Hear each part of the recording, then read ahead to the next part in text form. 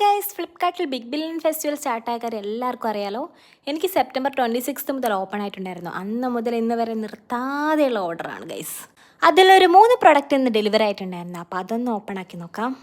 ആദ്യം തന്നെ ഇവിടെ വളരെ അത്യാവശ്യമായിട്ടുള്ളൊരു പ്രൊഡക്റ്റ് തന്നെയാണ് ഓപ്പൺ ചെയ്തത്. ക്ലോക്കാണ്, ടൈറ്റാൻ്റെ ആണ്.